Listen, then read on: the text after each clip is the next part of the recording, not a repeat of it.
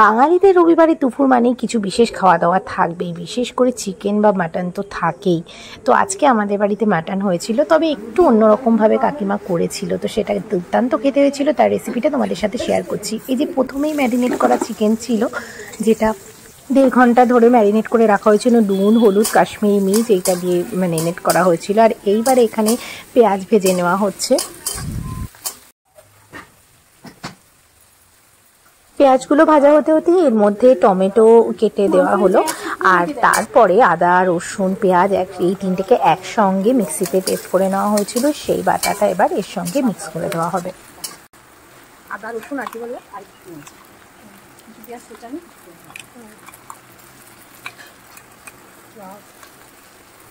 এখন এত সুন্দর গন্ধ বেরোচ্ছে। আমাদের বাড়িতে লোক সংখ্যা বেশিতে আমাদের 2 কেজি মাংস লেগে যায়। তো 2 কেজি মাংস হিসাবে তোমাদেরকে পরিমাণটা বলছি। 2 কেজি মাংসের সঙ্গে 500 পেঁয়াজ, 1.5 ইঞ্চি আদা এবং ওই 20-25টা রসুন। 2 কেজি মাংসের সাথে 500 পেঁয়াজ, 20-25টা রসুন, 20-25টা কি রসুন, 2 ইঞ্চি আদা, 2 ইঞ্চি আদা, লঙ্কার গুঁড়ো। এরপর এর মধ্যে একে একে লঙ্কার গুঁড়ো, ধনে গুঁড়ো, জিরে গুঁড়ো আর একটু ভালো কালার আনার জন্য কাশ্মীরি মির্চ দেওয়া হলো। এছাড়া হলুদও দেওয়া হলো এর মধ্যে। কালারটা লাগছে এখন।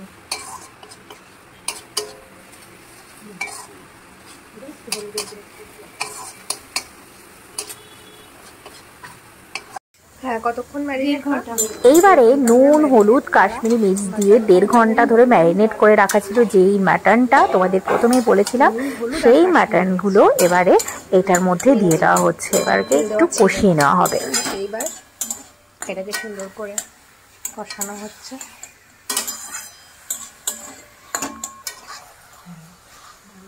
এই দেখো, রান্নার সময় ভিডিও তোলাটা না খুব কষ্টের ব্যাপার।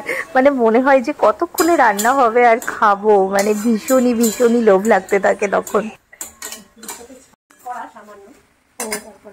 আচ্ছা, এইবারে দেখো কাকিমা এটার মধ্যে সামান্যই নুন দিচ্ছে।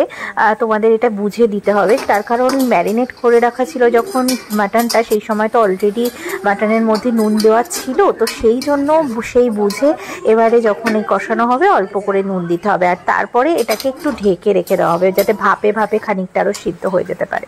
আর মাঝে মাঝে একটু ভাপ তুলে এই ঢাকনাটা তুলে আর একটু নাড়াচাড়া করে নিতে হবে। আর একটু একটু করে এর মধ্যে গরম জল দিতে হবে। আর এইবারে একটু গরম মশলা এটার মধ্যে মিশিয়ে দেওয়া হলো। দেখো, এই পাশে মাটন হচ্ছে আর ওই পাশে কি হচ্ছে জানো, ওই পাশে রান্না হচ্ছে চাল কুমড়ো।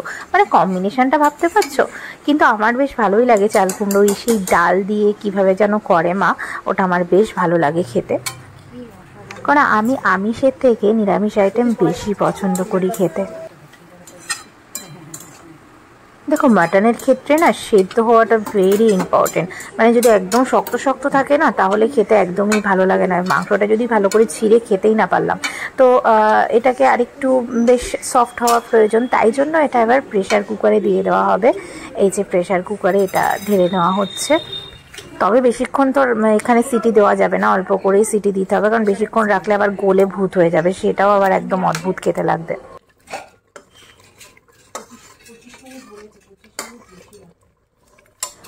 এটাতে না ওই একটা সিটি দিতে হবে, তবে একটা সিটি দেওয়ার পর ঢাকনাটার সাথে সাথে খুললে হবে না। লো ফ্লেমে আরও 15 থেকে 20 মিনিট ওটাকে রেখে দিতে হবে, তারপর ঢাকনা খুলে নেওয়া যাবে। আর এর মধ্যে একটু জলও মিশিয়ে দেওয়া হলো।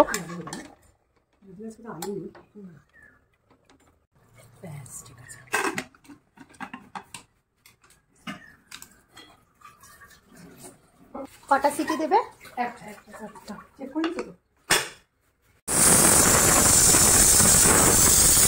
একটা সিটি দেওয়ার পর 15-20 মিনিট আরো বসিয়ে রাখতে বলছে, হয়েছে, ধিমে আছে। ও দারুন দারুন। একটু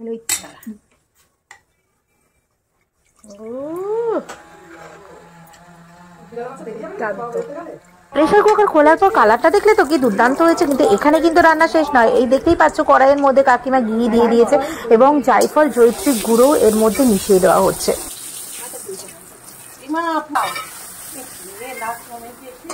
তারপর এর মধ্যে মিশিয়ে দেওয়া হলো কিছুটা টক দই। ভুলবশত জায়ফল, জয়িত্রীর পরিমাণটা একটু বেশি হয়ে গেছিল, সেই জন্য টক দইটাও একটু কেটে গিয়েছিল। তবু খুব একটা অসুবিধা হয়নি।